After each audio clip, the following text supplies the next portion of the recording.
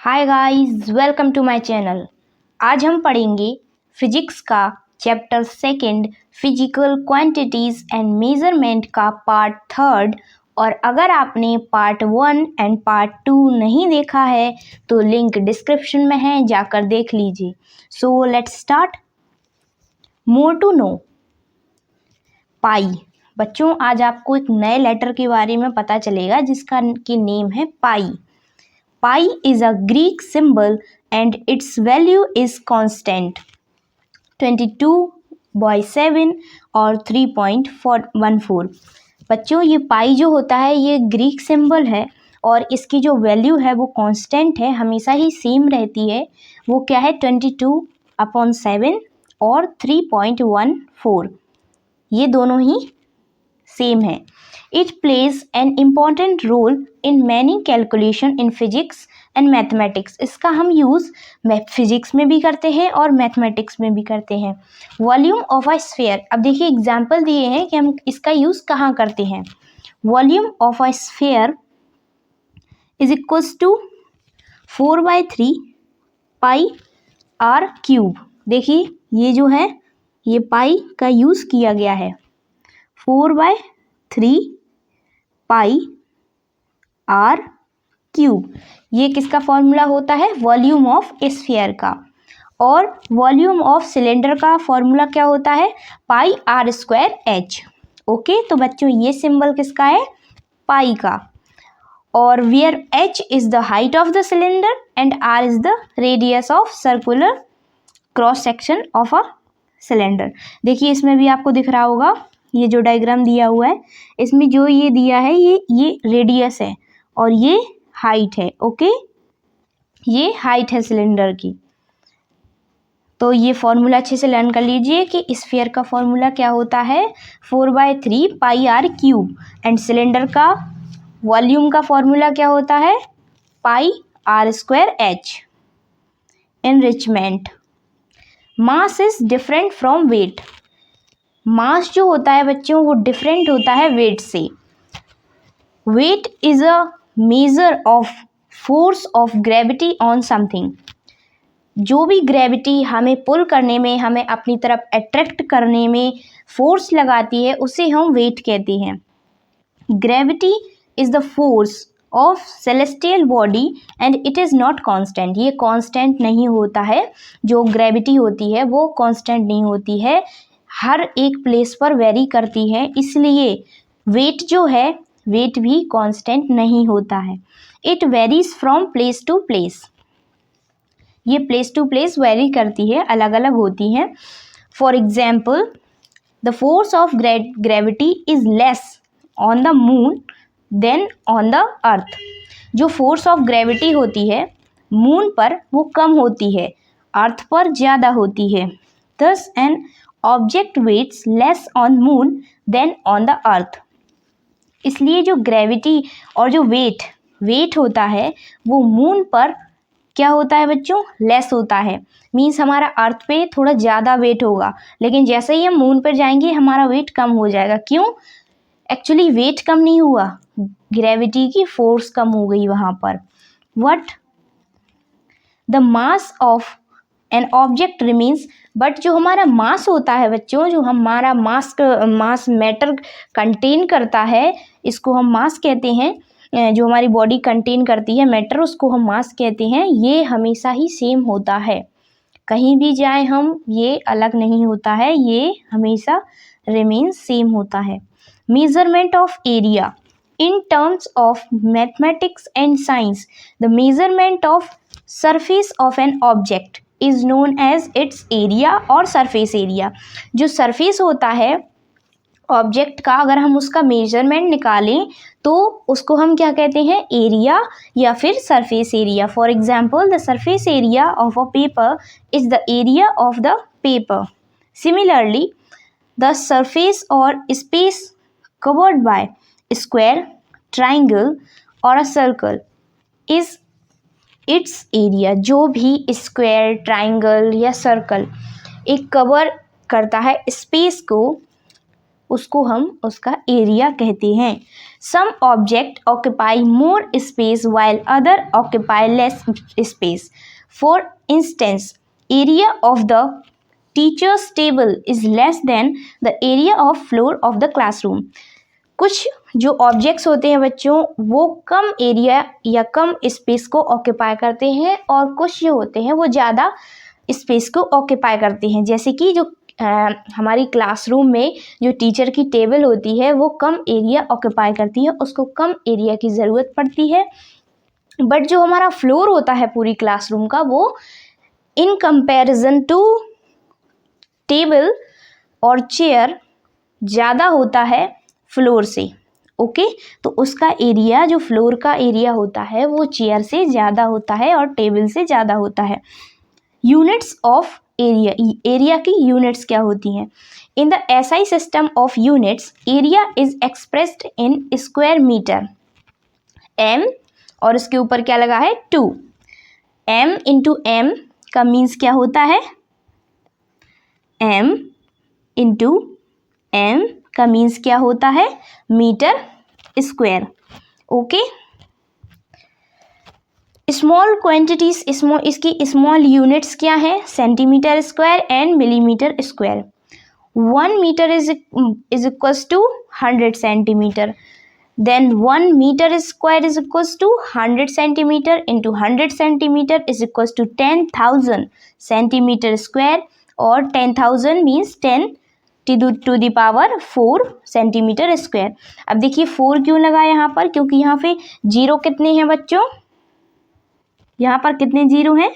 1 2 3 4, 4 zero हैं, इसलिए हमने यहाँ पर 10 to the power 4 centimetre square लगा दिया। To express large areas such as the area of a field और दैट ऑफ अ फॉरेस्ट, जैसे कि लार्ज एरिया होगा तो हम उसको मीटर स्क्वायर या सेंटीमीटर स्क्वायर में तो एक्सप्रेस करेंगे नहीं, उनके लिए एक अलग यूनिट्स हैं जो कि क्या है? एकड़ and hectare. Multiples and submultiples of units of area. 1 centimetre is equals to 10,000,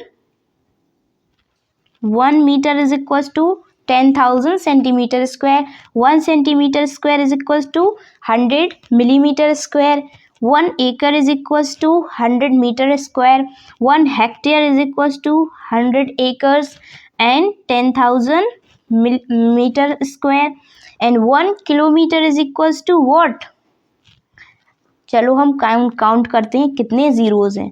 1 10 100 1000 10,000 lakh 10 lakh 1 lakh metre square.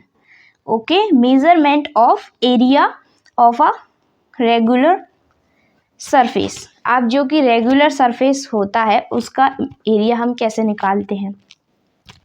For are regular surface a plane figure such as square और rectangle there are 2 sides, length and breadth. Squares, rectangle, इन सभी में 2 sides होती हैं, एक होती है length और दूसरी होती है breath. The area of a regular surface can be found directly by using mathematical formulas for it. To find the area of a square, we measure it one side. देखिए बच्चों, जो हमारा स्क्वायर होता है उसकी 4 साइड, जो उसकी 4 side होती हैं वो इक्वल होती हैं। जैसे कि ये समझ लीजिए, ये है हमारा स्क्वायर, इसकी ये भी साइड 2 है, ये साइड भी 2 है, ये साइड भी 2 है एंड ये साइड भी 2 है। अगर ये सारी साइड सेम है या 2 है तो हम इसे क्या कहेंगे? ये एक स्क्वायर है। ओके, और अगर रेक्टेंगल होगा तो हम उसे कैसे समझेंगे बच्चों? जैसे कि ये देखिए, समझिए ये भी 2 है एंड ये भी 2 है, but this is 5 and this is also 5, this is different and this is different. तो बच्चों जो ये है हमारा, ये है 5 जो है हमारा वो है length and this is breadth. Okay, तो हमने रेक्टेंगल और स्क्वायर को अच्छे से समझ लिया। अब देखिए area of a square, square में हमने क्या समझा कि जो सभी साइड्स होती हैं वो सेम होती हैं, तो side into side means side square, ये इसका फॉर्मूला हो गया एरिया निकालने का स्क्वायर का। और for calculating the area of a rectangle we measure its length and breadth and multiply them. तो एरिया रेक्टेंगल का कैसे निकालेंगे? Area of a rectangle is equals to length into breadth, L into B. Similarly, we can calculate the area of triangle by using the formula. अब देखिए ये जो हमारे सामने एक ट्राइंगल बना हुआ है, this one triangle. ये जो है बच्चों ये बेस है, ये है base and this is height दिया हुआ है, हाइट जिसको मैं h लिख देती हूँ कैपिटल. ये हाइट है. तो अब इसका फॉर्मूला क्या हुआ? Half base into height, half base into height. Base this is and height this is. Okay, ये देखिए डायग्राम में भी आपको क्लियरली दिख रहा होगा कि बेस ये है, हाइट ये है, तो इसका फॉर्मूला हुआ half into base into height. Where v is equals to base of the triangle and h is equals to height of the triangle. यही मैंने बताया. एग्जाम्पल 1, अब हम इसके एग्जाम्पल पढ़ेंगे क्योंकि हमने फॉर्मूलाज रिवाइज कर लिए. Calculate the area of square. देखिए क्वेश्चन को पढ़ते ही हमें आ गया कि एरिया ऑफ स्क्वायर का फॉर्मूला क्या होता है? Side into side means side square. Whose one side is 3 centimetre. अब 3 सेंटीमीटर दिया है बच्चों, आंखें बंद करके तुरंत लगा दीजिए 3 into 3 is equals to 9 centimetre square. Correct answer देखिए यहाँ पे भी यही है. 3 centimetre is into 3 centimetre is equals to 9 centimetre square. Example number second. देखिए यहाँ पर फिगर 2.22 में भी 3 सेंटीमीटर का स्क्वायर दिया है, उसकी लेंथ ब्रेथ सभी सेम है. Calculate the area of a rectangle. अब रेक्टेंगल का एरिया कैसे कैलकुलेट करना है? लेंथ इंटू ब्रेथ करके. इसमें 2 साइड्स दी होंगी. देखिए whose lengths and breadths are of 5 centimetre and 2 centimetre respectively. देखिए इसकी लेंथ जो है वो 5 सेंटीमीटर है एंड ब्रेथ 2 सेंटीमीटर है. यहाँ पर ये दिया हुआ है. देखिए ये जो है ये 2 सेंटीमीटर दी हुई है ब्रेथ एंड हाइट दी हुई है 5 सेंटीमीटर. इसको कैलकुलेट करते हैं, लेंथ इंटू ब्रेथ कर देते हैं. 5 into 2 is equals to 10 and centimetre into centimetre is equals to centimetre square. Find the area of a right angle triangular field having a base. देखिए base दिया हुआ है and perpendicular distance of 4 centimetre. Perpendicular distance means height. Okay, तो हम क्या करेंगे? Half into base into height. तो half into 5 into 4 is equals to 10 metre square. Okay, measurement of time. Time का मेजरमेंट कैसे करते हैं? Time is the interval between 2 instances. Time is measured in term of mean solar day. Mean solar day क्या होता है बच्चों? जो day और नाइट का एक इंटरवल होता है उसको हम मीन सोलर डे कहते हैं. A solar day is the time taken by Earth to complete one rotation about its own axis. बच्चों रोटेशन नॉट रिवॉल्यूशन. ओके, जब रोटेशन होता है अर्थ की एक्सिस पर, उसकी एक्सिस पर, तो क्या होता है? डे होता है और नाइट होती है, दिन होता है और रात होती है. बट जब अर्थ रिवॉल्यूशन करती है अपनी ऑर्बिट पर, रिवॉल्यूशन, तब क्या होता है बच्चों? चेंज होते हैं. जैसे कि विंटर, समर, मॉनसून, ये सब आते हैं. ओके, मीन्स सीजन्स चेंज होते हैं रिवॉल्यूशन पर. जब अर्थ रिवॉल्यूशन करती है और रोटेशन जब करती है अर्थ, तो क्या होता है? Day and night. Okay, I think आपको समझ में आया होगा. The standard unit of time all over the world is second. Standard unit of time सुन के आप लोगों को थोड़ा वो लगा होगा, मीन्स डिफ़िकल्ट. मैं आपको सिंपल वे में समझाती हूँ. SI यूनिट ही लिखा है.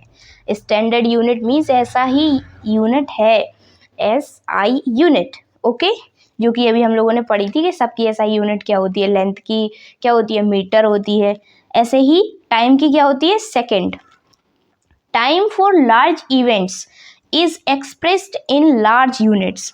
अब हम सेकंड में तो हर चीज़ कर नहीं सकते हैं मेज़र, इसलिए कुछ लार्ज यूनिट्स भी हैं। अब सेकंड से बड़ी लार्ज यूनिट क्या होती है ये तो हम ही बता देंगे। मिनट होती है, आवर्स होती है, डेज होते हैं, मंथ्स होते हैं, ईयर्स होते हैं ना बच्चों, ये सभी लार्ज यूनिट्स हैं। अभी देखिए, a month and a year are also used as unit of time to express still larger time intervals। ये बात तो हम सभी को पता थी कि मंथ्स और ईयर भी लार्ज यूनिट हैं टाइम के। For example you tell your age in years and month. हम कभी बच्चों अपनी ईयर सेकेंड में बताते हैं, कोई हमसे पूछे आप कितने साल के हो तो आप ये कहते हैं 5 साल के हैं, या ये कहते हैं कि हम 5000 सेकेंड्स के हैं, ऐसा तो कोई नहीं कहता ना। तो हम लोग अपनी एज, ईयर या किसी भी चीज़ का इंटरवल, साल का इंटरवल, हर चीज़ जो है वो किस में बताते हैं, ईयर्स में एंड मंथ्स में। ओके, मल्टीपल्स एंड सब multiples of units of time. 1 minute is equals to 60 second, 1 hour is equals to 60 minute, 1 day is equals to 24 hours, 1 year is equals to 365 days and 6 hours, 1 leap year is equals to 366 days. बच्चों जो leap year होता है उसमें 1 day बढ़ जाता है फरवरी के month में, मीन्स जो 28 डेज होते हैं वहाँ पर 29 डेज हो जाते हैं, इसलिए हम उसे लीप ईयर कहते हैं। लीप ईयर में एक जो दिन होता है वो बढ़ जाता है, इसलिए यहाँ पर 366 डेज हो जाते हैं 365 की जगह पर। 1 decades is equals to 10 years, 1 century is equals to 10 decades। Stop clock, stop clock के नाम से ही पता चल रहा है कि ये क्लॉक रुकती होगी, स्टॉप होती होगी। This was use to measure time taken to conduct experiments to complete any athletic event etcetera. बच्चों ये क्लॉक जो है ये हम नॉर्मली यूज़ नहीं करते, जनरली यूज़ नहीं करते। इसको हम कोई एक्सपेरिमेंट करने में या कोई एथलेटिक इवेंट करने में, जैसे कि रेस वगैरह होती है उसमें टाइम मेज़र होता है, तो वहाँ पर हम ये यूज़ करते हैं। It can't measure less than a second, ये सेकेंड से नीचे नहीं मेज़र कर सकती time. Now days it is rarely used और we use it at those places where fraction of second does not make any difference. This can be started from the side lever and stopped by pressing the same lever। ये same lever को press करने पर start होती है और same lever को again press करने पर ये स्टॉप होती है। To use it again bring it to zero. जब हमें इसको सेकेंड टाइम यूज़ करना पड़ता है तो हमें इसको ज़ीरो पर ही ले जाना होता है। Stop watch, it is use to measure time taken in athletic events और एनी अदर एक्टिविटीज़। ये भी सेम एथलेटिक इवेंट्स में यूज़ होती है। It can measure 1/10 of a second, ये 10th पार्ट भी सेकेंड का मेज़र कर सकती है। Digital stop watch can measure 1/100th part of second, ये सेकेंड का 100 पार्ट भी क्या कर सकती है, मेज़र कर सकती है, जो डिजिटल वॉच है, जो डिजिटल स्टॉप वॉच है। Okay, so it is 10 times more accurate than manual stop watch, ये 10 टाइम मोर एक्यूरेट होती है मैनुअल स्टॉप वॉच से। Watch, it is portable and worn on wrist, ये पोर्टेबल होती है, हम इसे कहीं भी ले जा सकते हैं और इसको हम अपनी रिस्ट पर पहनती हैं। It can't measure less than a second, ये सेकेंड से बच्चों नीचे मेज़र नहीं कर सकती कोई भी time, but it doesn't not matter in normal routine, but हमारी नॉर्मल रूटीन जो होती है उसमें हमें सेकेंड से नीचे क्यों जाना है ना। These watches can be mechanical और डिजिटल, ये वॉचेस जो होती हैं वो मैकेनिकल होती हैं या फिर डिजिटल होती हैं। Time measured through the ages, देखिए in sports and laboratories, we are required to measure the interval of time for which we use stopwatch. जैसे कि जो स्पोर्ट्स होती हैं और जहाँ लेबोरेटरीज होती हैं वहाँ पर टाइम कैसे मेज़र किया जाता है, वहाँ पर स्टॉप वॉचेस से टाइम मेज़र किया जाता है एंड स्टॉप क्लॉक्स को यूज़ किया जाता है. Stop watches and stop clocks can be stopped, इनको स्टॉप किया जाता है and started at our own will, हमारी विल से, हमारी इच्छा से ये स्टार्ट होती हैं. Our watches can record the time in second, minutes and hours. But जो हम वॉचेस पहने रहते हैं जनरली वो क्या मेज़र करती हैं, सेकेंड्स को, मिनट्स को एंड आवर्स को. The minimum time the measure is 1 second, और मिनिमम टाइम कितना मेज़र करती हैं, 1 second. But in certain activities we need very accurate time. बट कुछ एक्टिविटीज़ में हमें बहुत ही एक्यूरेट टाइम चाहिए होता है. Scientist use watches which can measure 100th fraction of a second, जो कि सेकेंड का 100 पार्ट बता सके, 100 पार्ट बता सके accurately, means correctly.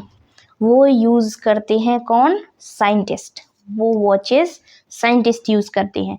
Athletics records are measured to 100th fraction of a second, और जो एथलेटिक रिकॉर्ड्स में मेज़र होता है वो भी 100th फ्रैक्शन ऑफ सेकेंड में मेज़र होता है. अब देखिए ये मॉडर्न क्लॉक्स दी हैं. फर्स्ट में जो दी है वो मॉडर्न अपनी डिजिटल वॉचेस हैं जैसे कि हम नॉर्मली पहनते हैं, बट जो बी पॉइंट में दी है वो स्टॉप वॉचेस हैं. और अर्ली टाइम में ये ज़्यादा यूज़ होती थी, उसमें लिखा है early 90s. Sundial clock. Sundial clock क्या होती है, it is an ancient device to tell the time of the day by using apparent position of the sun in the sky. बच्चों पहले तो वॉचेस होती नहीं थी, पहले तो इतना डिजिटल, इतना मॉडर्न जो था हमारा वो जनरेशन नहीं थी, इसलिए फिर भी ह्यूमंस ने, उनके ब्रेन्स ने, उनकी कहते हैं ना कि उनकी इंटेलिजेंट जो फिर भी कुछ ना कुछ खोज करते रहते थे, तो उन्होंने सनडायल क्लॉक बनाई थी जिससे कि सूरज की पोजीशन से हम डे को या टाइम को पता कर सकते थे. देखिए कैसे. It mainly consist of flat plate. एक फ्लैट प्लेट होती थी जिसको हम डायल कहते थे, और एक होता था नोमोन. नोमोन एक wire like casting, metal casting होती थी which cast a shadow on the dial, जो कि शैडो बनाती थी डायल पर. जैसे कि देखिए इसमें दिख रहा है, ये जो है ये फ्लैट प्लेट है and this is the gnomon. Okay, जो कि डायल बनाती हैं, और ये जो है ये पोजीशन बदलती थी और नंबर और आवर्स लाइन भी उस पर दी हुई होती थी ताकि हमें पता चले कि कितना टाइम हो रहा है. तो पहले भी देखिए कितना मनुष्य जो था वो डेवलप तरीके से सोचता था, क्योंकि पहले तो कुछ भी इतना मॉडर्न नहीं था, फ़ोन्स नहीं थे, डिजिटल वॉचेस नहीं थी, वॉचेस की जैसे हम बात कर रहे हैं कुछ भी नहीं था, फिर भी टेक्नोलॉजी नहीं थी, फिर भी हम लोगों ने सोचा, उस टाइम के अर्ली पीपल्स ने सोचा. ये बहुत ही गर्व की बात है. When the sun appears to move in the sky, a shadow falls on different hours lines. जैसे ही सूर्य की किरणें उस पर गिरती थी, सन की जो लाइट होती थी उस पर गिरती थी, तो वो शैडो जो है वो डिफरेंट लाइंस पर जाकर रुक जाती थी. तो इससे पहले के समय टाइम पता किया जाता था. आज के वीडियो में बस इतना ही. आगे के वीडियो में हम कंटिन्यू करेंगे. Stay happy, stay motivated and God bless you all. Thank you.